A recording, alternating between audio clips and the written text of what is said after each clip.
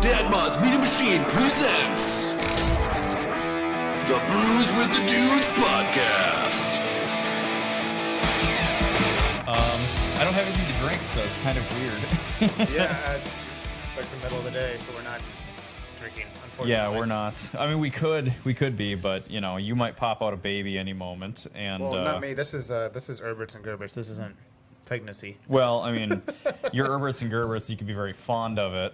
Oh yeah. And then you might pop out a baby. Baby. Baby. Hey guys, welcome back to another episode of the Brews with the Dudes podcast. I'm Jake Lindquist. I am Donnie Allen. And we're coming to you live from the stall in the back. Yes. That you guys rarely get to see. But So here we are. It's got lots of cool stuff, though. It's got the tail end of a 50s shoebox. Yes, it does. It has the new hotness, which I don't know if you guys can see it. Hey. Do the gangster Yeah, lane? I'm gonna have to like maybe move that so that people can see it a little bit better. But Yeah. yeah, guys, we're just testing something out here. We're not going to be doing our normal podcast because we're recording in the middle of the day, and we're just testing equipment out. As you guys can tell, things look a little bit better. Yeah. Not us. I got a haircut. Yeah, Not really. I lost a few more hairs. No, we are actually using the Sony a6300 to shoot our video today. We are. We have an external battery hooked up to it. Yeah, it's really funky. And So it's HDMI cable. a dummy battery that looks like a regular Sony style battery, and that plugs into the bottom of the camera and actually runs to an inverter that plugs into your wall basically. And then we've got a video capture card that uses the HDMI output of that camera and runs it through to the computer. Does all of that witchcraft in the background, and that's why we look better, not physically, but on video form. Yeah, so we're giving it a shot. So sorry if there's any technical difficulties, but you're probably pretty used to that if you're watching this. Exactly. If it's anything that has us in it and we're the ones filming it and responsible for it, there's likely a glitch at some point. Yeah, and we have a new laptop as well. The old one decided it just didn't want USB input sometimes. It was weird. And it would just be like, 25 minutes, you don't need that anymore. And it would cut it out. And it was so random. So we would record on OBS, and then at about like sometimes 45 minutes, it was usually right around 40. Yeah. But then there was even a couple of times where I think 18 minutes was once, 30 minutes. Yeah, 25 or 30 minutes. And yeah. Anyway, so it just dropped it. It lots dropped of new the things audio. we're trying, so bear with us if shit hits the fan. Yes, definitely. Would that be your baby? Yeah, could be. Yeah, we're still talking about the you might give birth thing. Maybe. Okay, well that one was a dud. So hopefully your child won't be. Oh. Am I making you nervous? You've thought about all these things. You have enough kids. Yeah. Kids, dogs, we're good. Too much life in the house. Pretty much. Oh, tell me, how is your horse? Our lap dog? Yeah. He's getting better. His puppy training classes have been a lot of help. Yeah. But he's still a puppy. Oh, right. Well, he's a 150-pound puppy. Yeah, so the biggest thing right now, he's not pawing as much, but he'll come up and he'll headbutt you for attention. Oh, that's cool. Yeah. And Will he headbutt you in the head or in the butt? he did actually yesterday. I was chilling in the movie room, and he's like, I want to watch what you're watching. So he sat next to me, so we're both same height now. And he's like, okay, now I want you to pet me. And just goes like this, and just right in the side of the head. Oh, my God. Did it hurt? No, but it caught me off guard because he's strong enough to knock you over. He doesn't inflict pain when he does this. No, it's just... Okay, that's good. It's just, pet me. I want attention. So he What just a goes up and spaz. nudges it. Well, so like our dog, he's just got that crazy puppy energy, and it's all oral. Like everything is like he wants to nip at you, he wants to lick everything. He's All the just play bites, all that kind of stuff. play biting big time. And yesterday, so we were all playing outside, and we had some family over, and then Steve and Katie came over at one point, and so we were just kind of like picnic thing. Kids just basically spending the entire day outside because it was like our first taste of summer. It's like 80 degrees. It was gorgeous. And so the dog was outside on the run most of the time, which is right next to the play area. It's all within our fence. And at one point, Atticus was running over and he was playing with the dog, and then all of a sudden the dog just like playfully, which didn't look playful, but he grabbed hold of Atticus's ankle and Atticus started squealing.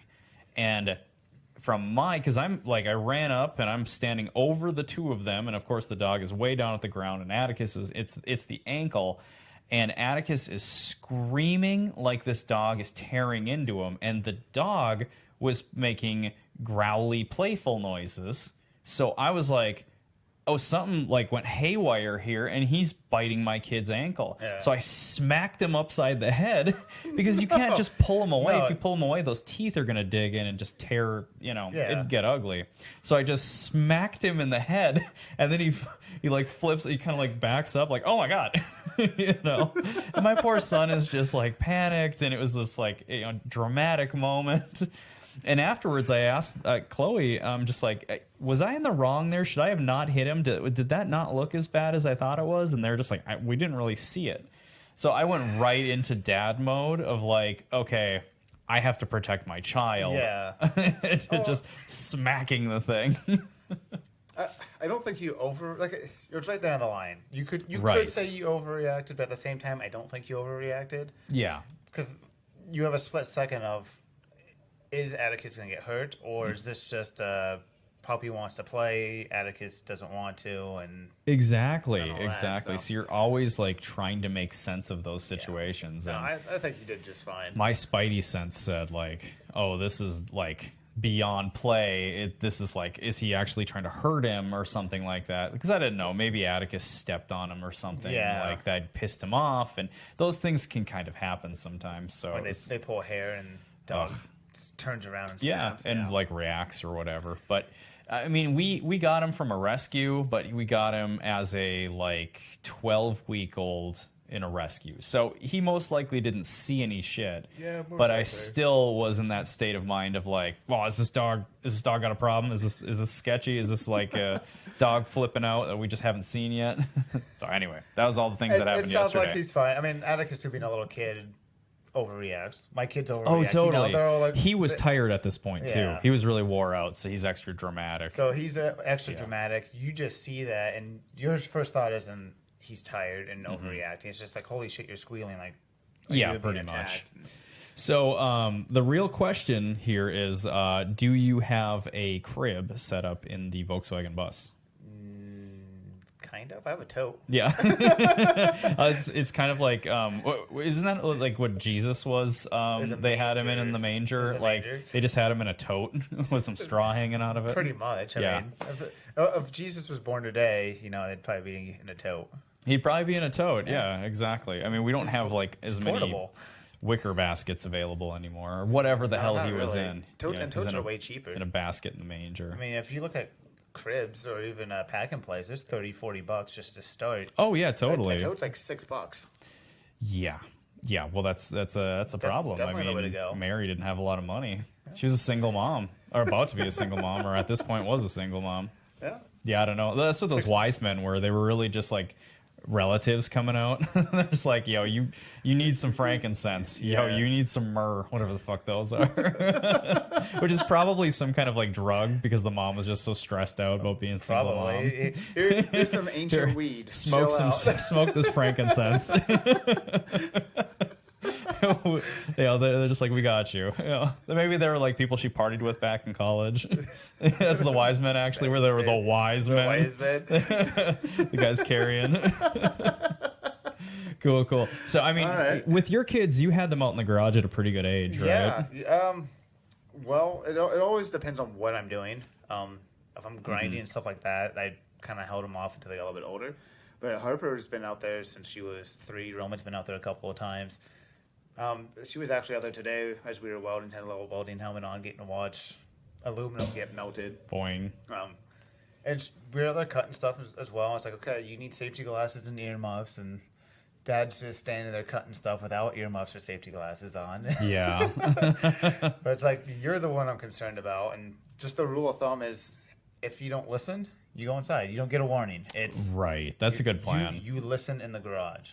Yeah, well, exactly, and because your kids, or well, your daughter particularly, I don't know how stoked your son is for the garage yet. He's okay. he tried to be out there, and then the moment the grinder came on, he was like, no. Freaks him out. It's pretty scary sound. Yeah. Yeah. Well, and that's the beauty of it. Like when your kid has a, I'm going to call it a get to. So a get to is something they want to do. They get to do it.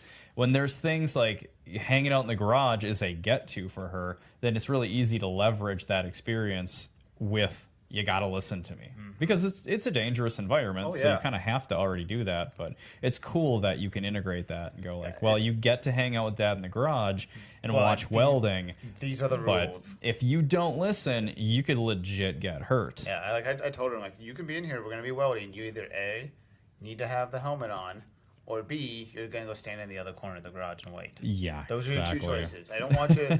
I don't trust you not to look, because I'm 30, and even I am like, I kind of want to look.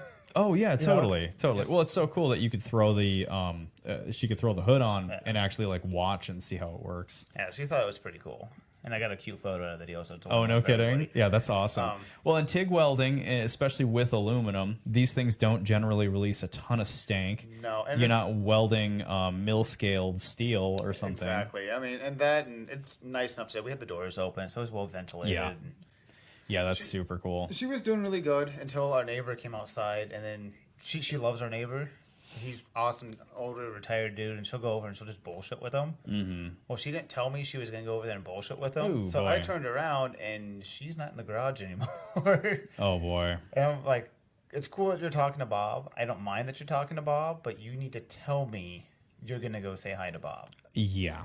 Don't just That's walk. kind of an important deal. You get that heart moment where your heart just drops. You're like, oh shit! Oh my god, where's my kid? Yeah, where'd my kid Oh my go? god! And then your idea after that is my wife is gonna fucking kill me because she said just keep an eye on her. She can be out there, but keep an eye on her. Exactly. If you can't manage to do that, then this is over with. Yeah. So I don't know. She was fine. She went and said hi, came back. But her favorite thing to do in the garage is clean.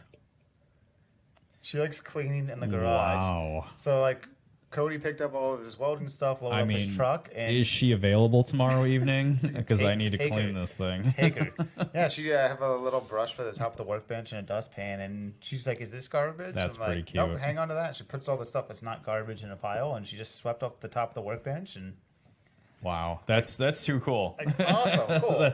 I get to be cool. more productive because now I'm not picking up after myself. Well, exactly. And you get to help Dad, so it's a win for everybody. That's so funny. Help Dad. You've managed to parlay it into help Dad. Help Dad in the garage. God, that's so funny. It's a get to. Yeah. It's a get to that benefits you, man. Yeah, well, she's gotten to do, as she gets older, there's some things she just gets to do that brother doesn't get to do. Yeah. Like be on the back of the Grom. Oh, right. Yeah, she had to go for a ride yesterday because it was gorgeous out. Yeah, that's too cool. And we don't do busy streets. And slowly venturing out a little bit longer rides here and there. But I mean, a 10-minute ride is pretty much what we're doing. Oh, heater?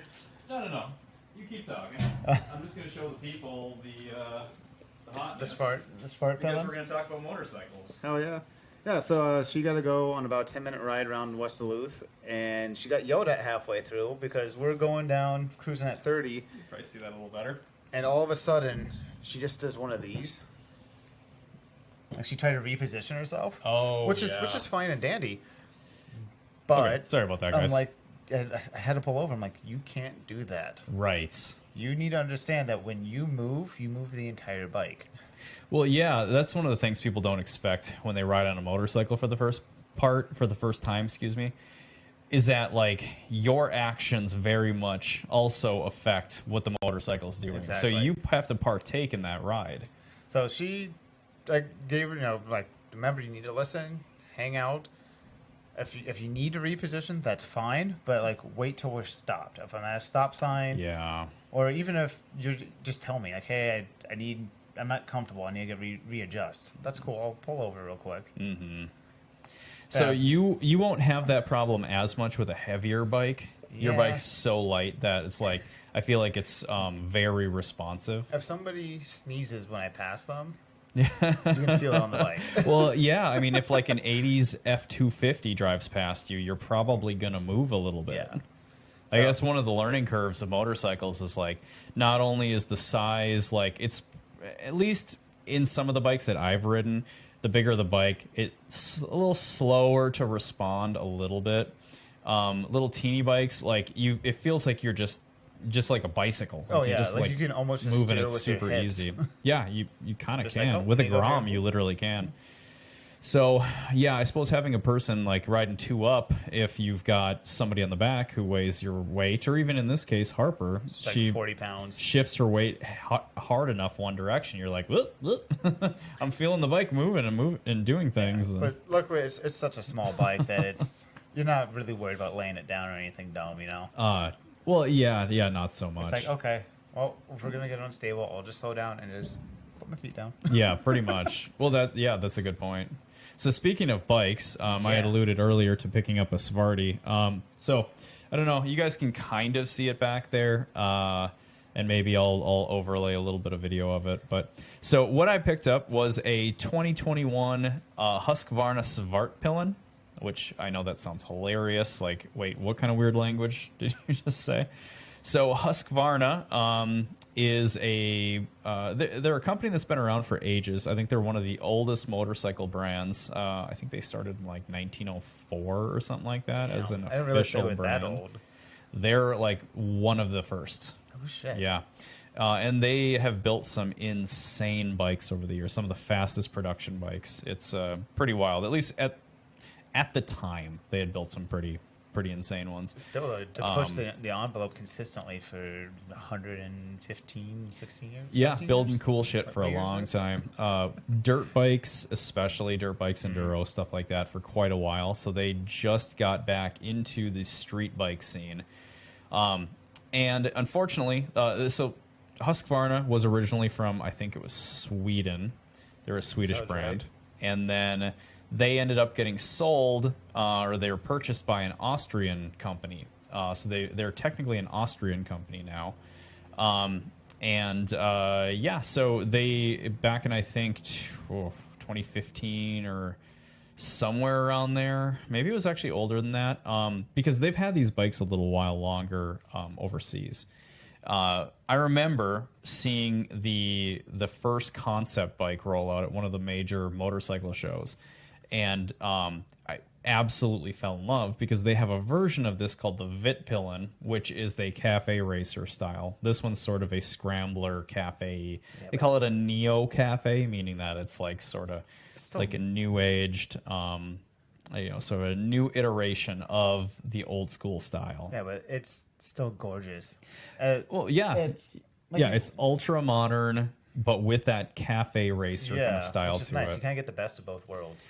And in this case, so I had the option of the two of them. The Vitpillen being the very much road bike, has grippy street tires on it and much lower handlebars. It's got like the clip-on style. In this case, they attach to the upper triple clamp. So it's very like low down, very aggressive riding style.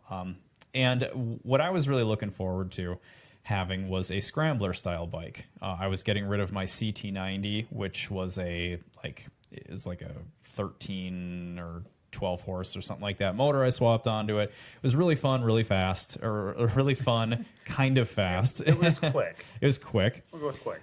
Quick little thing. And it was fun because I could just ride it on anything I wanted to. Even though it had street tires on it, I could just drive it through dirt because it weighed absolutely nothing. So it's like, if you got to drag a foot or something like that because you're starting to lose traction, it's fine.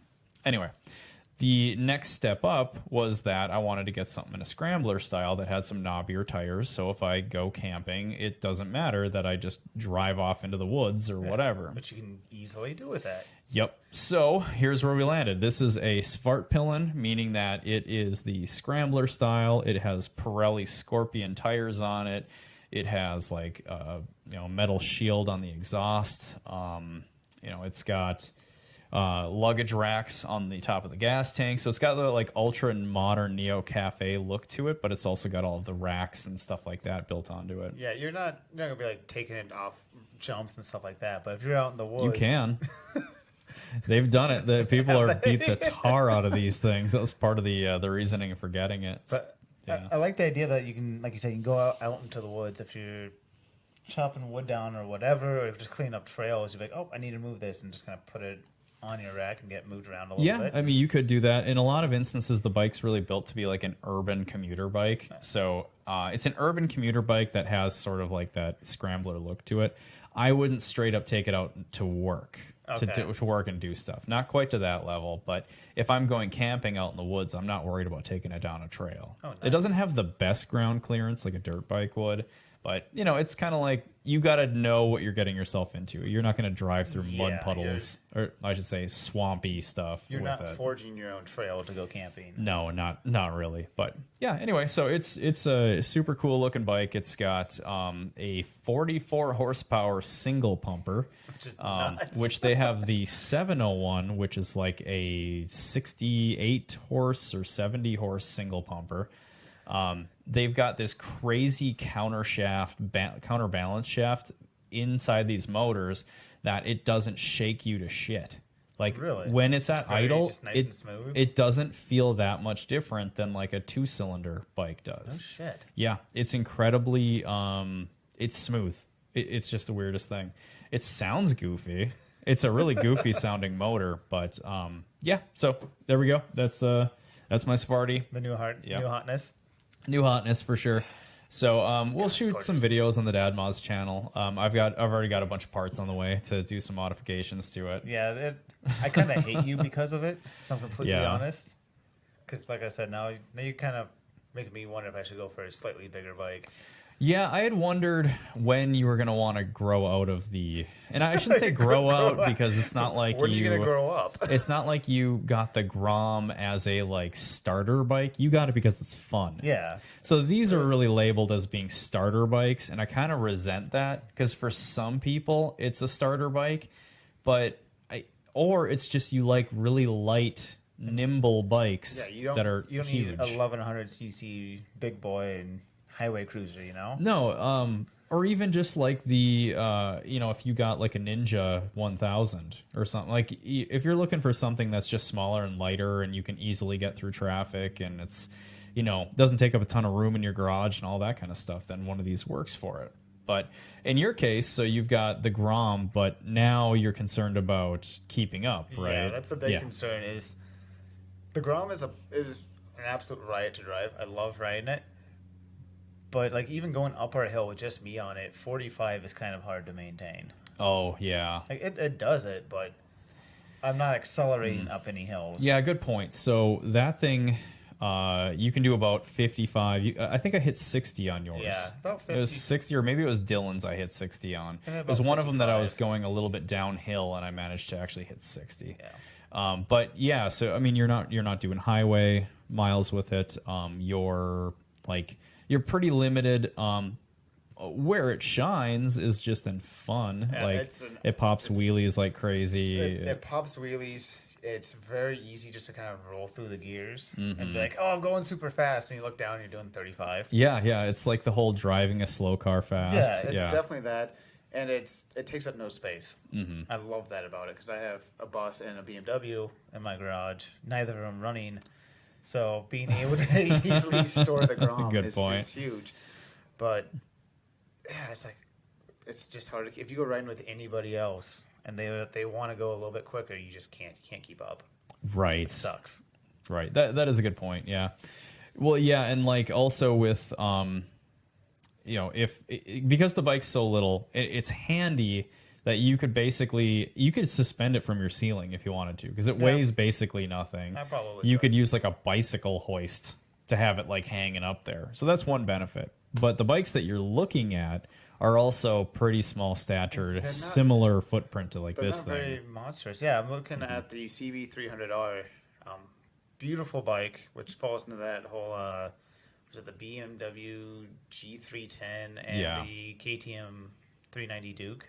Oh yeah, Duke 390. Yep. They're all three kind of comparable, but the CB looks the best, I feel, and it's a Honda, so it'll just run forever. Yeah, no issues. So the CB is a 2-cylinder, isn't it, or is it a 1-cylinder? I believe it's a 1-cylinder. Yeah, so it's a naked sport bike for the most part. Yes. Yeah, it's kind of a minimal fairing bike. So they have that cool look to them. Yeah, they kind of have that crazy light. It's another very light bike. They kind of have that Ducati look to them, where it's very much, you can see the frame and everything. You see the skeleton of the bike, which I actually like. Yeah, that's one of my favorite things about this bike is that it's got a trellis frame that you can see easily. Really, the only downside is it's only 300 cc, so not even. It's like 286, I believe. Yeah. So again, you're not keeping up with like big sport bikes, but you're easily going around town. You can easily go into the highway. With that one, yeah, you're going to be able to do the highway very easily. And like it's not going to be that scary. So like when I picked this thing up, the salesman's like, just if you get it up to highway speeds, you might be a little more uncomfortable. And I have to chuckle because I had the CT90 at 60 miles an hour, and I mean a strong gust of wind on a 150-pound bike was was a ride. Yeah, the ground at 55, you just feel every little thing. Yeah, and the CB 300 is I mean, it's probably comparable to this thing. I'd guess that it's around 300 to 350, somewhere in there. It's probably like 350 pounds. This one's 330 dry. I know because I watched a little bit of a review video. I can't remember the exact numbers. But yeah, they were comparing it to the BMW and the KTM, and the CB was the lightest of the three of them. Yeah. And I think it makes like 40 horse, 42 horse. I think so. I want to say it was 40. Because I was looking at them too. Because it was in the same situation where it was like, I also didn't know if this was going to come in time, so I was just kind of checking all of my options. And the 300, CB300 was one of my top contenders. Well, and the price point on them. What is the actual? Is it $499.99 or something like that? Yeah. Like $49.50, I think, is what it is. Yeah, it's under $5,000 MSRP. Yeah, which is nuts. That's really good. That's a good price for a bike. It is. It's a damn good price, and considering the Groms are like 4,000 right now. I thought. Yeah, after fees come in about 4. Yeah. I don't remember what their MSRP is, but it's it's not a huge jump to the CB300. Not really. It's an extra $1,500. Yeah. All said and done, probably. Yeah. So the 300, you're pondering it, right? You haven't arrived at any decisions. I've been weighing the pros and cons. Again, biggest pros of the Grom is that it's easily storable, which is a major factor, and the fact that Harper can ride on the back of it. Right. Those two things matter a lot to me. So with the riding on the back of it, what you mean is that she can reach the foot pegs. Yes. So Minnesota state law doesn't have a age requirement, or technically even a height requirement. It's simply can they reach both pegs flat-footed, not tippy-toed, anything like that. I actually emailed the police department because I wanted to know for sure before I put my daughter on the back of it. Oh God, yeah, you don't want to take any chances. Yeah, and they're like, oh yeah, as long as she can reach him, she has a helmet on, she's good. And she can. So like, we're not doing busy streets. That's so cool. We're not going far. She wants to do a date night and take it down to go see a movie in Canal. Your daughter does? Yeah. That's cute. She's like, yeah, we're going to go take the motorcycle down to go see a movie. That's so cute. First off, like, I love the idea, but you're not there yet. Yeah. You're not. I'm not riding downtown with you on there until you're really, really comfortable being on the back of the bike. Yeah, good point. Like, let's aim for like end of summer, beginning of fall. Let's make that our target goal for this year. Is get you comfortable enough and listening well enough to be able to do that. Because especially downtown with a lot more traffic, it's like the last thing I need to worry about is what you're doing behind me. Oh, totally. Yeah. And to be focused on people running stoplights or pulling out from parking spots or whatever. Yeah, well, and that's a perfect segue into another thing that I wanted to talk about. So I had this thing out yesterday, putting some miles on it, because I'm breaking in the engine right now. So it's all about like intermittent speeds and like stop-go traffic and that kind of thing. It's good for breaking in an engine. So I'm heading down to Canal Park, which is so in Duluth, Minnesota. Canal Park is sort of like the tourist hub. It's the spot that everybody wants to go to. It's where the big boats are. It's gorgeous. Lighthouse, the bridge, all the fun stuff. Yeah, all the big iconic Duluth spots are basically there. There's the lookout areas, like there's the different stops that are on the highways around it that are beautiful, but they're all looking at Canal Park. Inger Tower. Yeah. And basically, the view is of Canal Park, right? If you need a visual, go all the way back to our very first episode for the Mischief Garage. Oh, yeah. We actually do a little segment overlooking Canal Park. Canal Park is our backdrop. That's so true. That was a cool shot.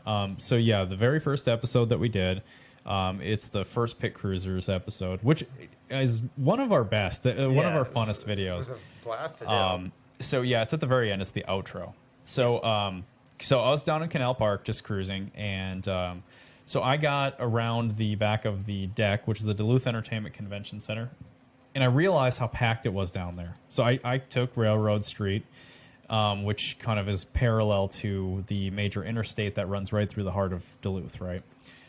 So I come around the backside of the deck, which is where all like the visitor or the touristy boats are, the sort of sightseeing stuff, right? And then I realized how busy Canal was, and once you're down there, once you're at that point, like you're kind of screwed. Because if it's just kind of dealing with it. Yeah, well, once you get to that point, if it's busy down there, you're in it. You're there. I mean, you could try and do a U-turn and go back the other direction, but if there's enough cars coming at you, it's not working nice, especially on a little motorcycle or on a motorcycle. And that's where the movie theater is, where you were talking about going. So that'll give you guys an idea. So that's, if it gets busy down there, it's not something you want to ride down into with your daughter hanging off the back of it, with her not confident or not knowing, just how to like lean with you and all that kind of stuff. She's gonna learn that. The whole, like, just it's kind of hard to explain, because like I can tell she's just trying to get comfortable constantly, and I think everybody's like that on a bike. You're always just trying to be as comfortable as you can. Oh yeah. But just kind of feeling the road out, knowing the appropriate times, when to adjust, when not to, when to hang on tighter, when not to, all that kind of stuff. Because like we'd come to a stop sign, and all of a sudden I'd feel it just kind of go like this. Oops. She'd put her arms out, and I'm like, I get it, I get why you're doing that, but you still, I know we're stopped, but you still need to hang on. I'm like, in the event, the asshole behind me bumps into us. In the event that I need to lurch forward real quickly or something like that, like, you still need to hang on to either me or the bike. Yeah, you really do. You can't just chill out because we're stopped. That's not how this works. Oh man, I know. Yeah, so it's just the awareness, which will come in time, and that's why, like, all the rides the 2 rides she's gotten to go on are just little short back road trips here and there, West Duluth. Yeah, that's definitely the way to do it. I know I'm going to have to throw my son on the back of this thing and see how close his legs are, because I think he's going to be into it, but I want to ease him with everything, because he's still, he's 2, almost 3 years old. Yeah, so he's got a ways to go. He's got another year or 2 before I think he's really ready to take a full ride, but he's not too far off, so I ought to, get him a little excited about it, get the idea in his head. Yeah, I could see Atticus just loving being on the back of a bike. God, the kid's just car obsessed, so I'm sure just think it's the best thing in the world. Yeah, I mean, his favorite thing to ride in is either my 4Runner or it's the truck, which these days he's really liking the truck, because the 4Runner was hit, so it's been up at getting repaired. He gets a ride in, because it's a standard cab, so he gets a ride right up front with me. Yep. And the thing is kind of loud, so it's got the burbly exhaust, so he's, it's a fun experience for him. He gets to sit, like you said, sit up front with Dad. Yeah. So I can see why he would just love that. Yeah, he's into it. He likes the 4Runner because we drive it through mud and shit. We take it and go play around a little bit and whip shitties once in a while. But yeah, so when I was down in Canal Park, it was... I'd go as far as saying it's the busiest I've ever seen it.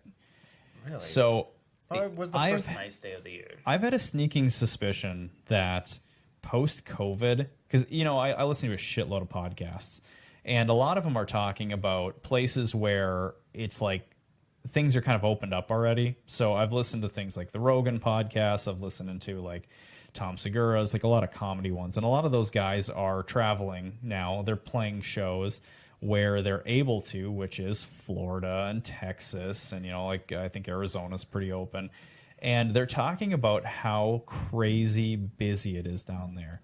The way people are spending money is insane. I don't remember who it was, but they're talking about how like the bar sold more in one night of liquor than they did in all of 2020. Damn. And I don't remember which big place this was. I think it was one of the places that I think Segura might have played or something like that. That makes some sense, though. I got a feeling the Roaring 20s are about to happen. Oh, I could see that. as long as everything else opens up, I think people are going to react so strongly and be so excited to get back out and do things that they just don't care anymore. That they're just going to like party hardy. Yeah. They're going to have a blast. It's going to be much more YOLO than it ever has been. And I mean, for me, I do have to take this. Is that your wife? It is the wife. Uh-oh. So she's ready to pop. Hello? Any minute now. Hello? Oh. Okay. It's working. Nice. So, okay. Hello? You good? Hello?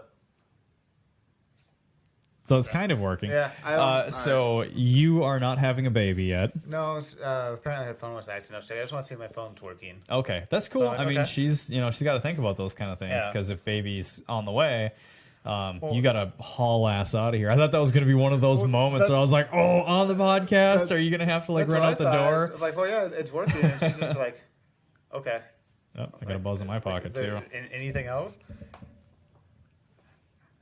Okay. We interrupt our current broadcast for just making sure that Christine wasn't texting me or something like that to be like, hey, there's a backup in case Donnie doesn't answer. No, I thought that was gonna be one of those moments. It's like, you know, a little like gold video moments where it's like, oh my god, then baby's coming, and then you run out of here, and then I can talk shit about you while you're gone. Well, no, I take the camera with me. We got to record the whole thing. We got to bring the viewers with us. Not safe for work. I can dig it. So that'll be on our OnlyFans, where you can watch Donnie's second daughter, third child be born. Yeah. So I have a feeling that as soon as things open up, that it's going to get pretty buck wild. I think so too.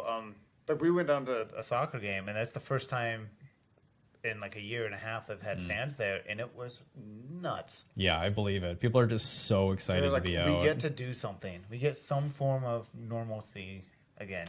Yeah, man. Yeah, and I completely get it. I think you're right. As soon as we're allowed to do stuff, it's just chaos. Yeah, it's going to be but in a good awesome. way. In a good kind of way, yeah. I almost feel like because people in a lot of ways became really complacent leading up to this, like we were all so freaking comfortable. If you look back at that time, back 2019 and prior, like, yeah, whether you agreed with the political climate at the time, whatever, things were pretty linear and they're going really good. And, you know, like the economy was really, really strong, it sounds like. So everything was going great. And then pandemic hits and everything gets completely shut down, stopped.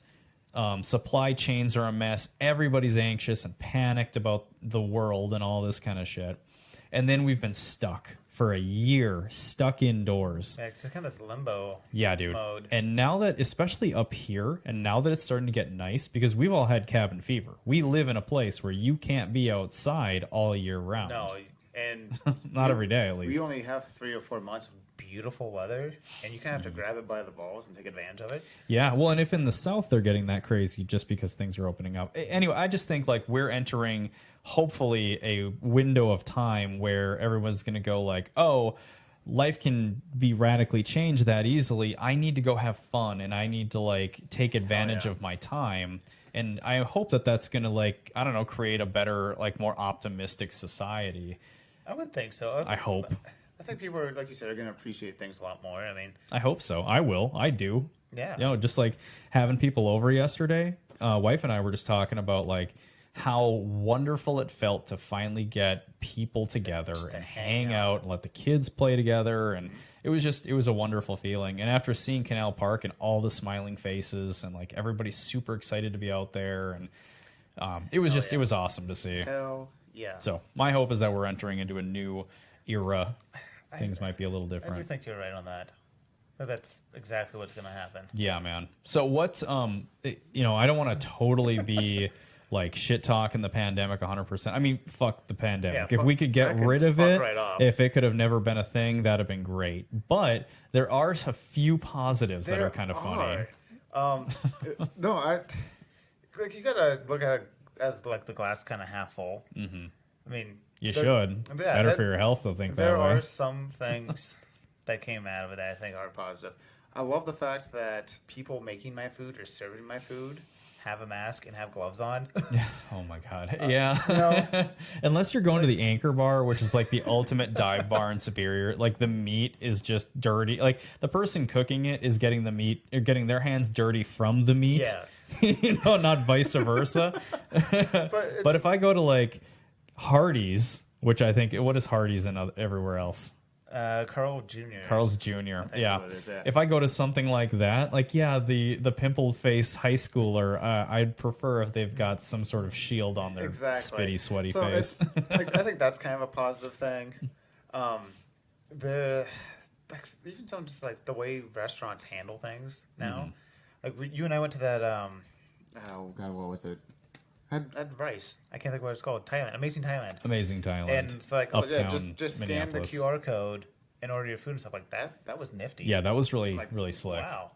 Cool. You just pull it up on your phone, you do the thing, you pick out what you want, and then you just came back. It's like, submit. Let me top off your drink for it and take your garbage. Yeah. This is super slick. Yeah, that was kind of handy. I love that, like, there was Carside to go for a while there, and some places have kept it going. I know that that's a pain in the ass for the company or for the restaurant, but I really enjoyed that option because when you've got little kids, it's a huge pain in the ass to pull 2 kids out of the car just to go in, just to pay for your takeout and leave. Exactly. Carside was awesome. So that's super sweet. I love the fact that so many places have hand sanitizer now. Yeah. Shouldn't we have had that to begin with? Like when I walk to Walmart and I go to grab a shopping cart, shouldn't there be hand sanitizer there? Yeah, potentially. When you think about like flu season, it's not a bad idea to have stuff like that around. Like I mean, I don't want to encourage us to become a country of hypochondriacs. No. But at the same regard, like, just washing your goddamn hands or using hand sanitizer occasionally is going to go a long way to a long way. Yeah, you're probably going to kill a few less grandmas and give a few less kids RSV. Yeah. So it's not a bad thing to have those things in place. So like just some of that stuff is just like let's keep that. Yeah. We need to keep that. Yeah, there are definitely like some standout things that were sort of positives that came out of it. I love like that a lot of jobs are now doing sort of telecommuting. It's much more normalized. And I know that doesn't really apply for laboring type jobs or assembly or whatever. Out of that deal. I tried to talk to my boss. I'm like, can I just take my truck home? Yeah. And he looked at me like, no. Yeah, that's not so much an option. I have a garage. But I mean, if you ever had like trainings or anything that were done on computers, maybe a little more likely to let you do it at home. I don't know. But in my instance, like, so I manage a team of mental health practitioners. Basically, they're mental health practitioners. And I do a fair amount of office stuff, so it's really nice for me to be able to do some stuff at my house and my home office, and some stuff up at my main office. And like I've been able to take my main office up, my office space up at our building, and sort of tailor that a little bit more to the other employees, because it's not so much like mine anymore, and it's nice to be able to do that. It's just been very beneficial in a lot of ways. Well, and from a company standpoint, if they can have you use your own bathroom, your own water, your own electricity to do a job that they're paying for, they're saving money too. Dude, you think about how much some businesses were able to scale down. Like, they were going from having big office spaces to some places being like, okay, everybody's working from home now. Here's your laptop. Yep. And make sure that you've got, internet working at home and stuff like that. And then, and then they're just like, well, okay, now we don't need this massive office space that costs us $15,000 a month or whatever it is for some of these places. Yeah, and I think the only reason why companies weren't doing that was just that fear of like, oh, if people are at home, they're not going to do their job. Yeah. And I think companies are starting to realize, like, oh, it doesn't matter. People are going to get their shit done. Yeah, exactly. We if you set a deadline, everybody. You set a deadline for people. If they don't meet it, you address it as a performance problem. Exactly. I mean, the meetings will continue until you get your shit done. Yeah, exactly. Exactly. So there were a couple of perks, but all in all, I'd still rather the pandemic fuck right off and we go back to life. Fuck off. Yeah, man. So, I don't know. I'd say let's get back to working on the Ford and let the people, what are they? If they're watching it on Monday morning, you can put your dick back in your hand. You can finish your morning constitution. Yeah, you can finish playing with the bean if you're a female. Yeah, flicking it. Whatever you got to do. I don't know how that works. They think they literally flick it. I don't know. It depends if you're I can't think of the word. So if you guys, thanks you guys very much for joining us on another episode of the Brews with the Dudes podcast. Hopefully we're not going to have too many other gaps. We had a couple of hiccups. Yeah. He's going to have a baby any day now. It's going to come out of... He's got a pocket right here on the side. He's kind of like a marsupial, but it's like the pocket is under his arm. Like kind of right in here. It's like an under boob flap. Yeah, it looks like a vagina, but it's like it's an armpit vagina. Way less fun. Well, I mean it depends. About the same moisture level, but okay. Thanks a lot, guys. We will see you next week.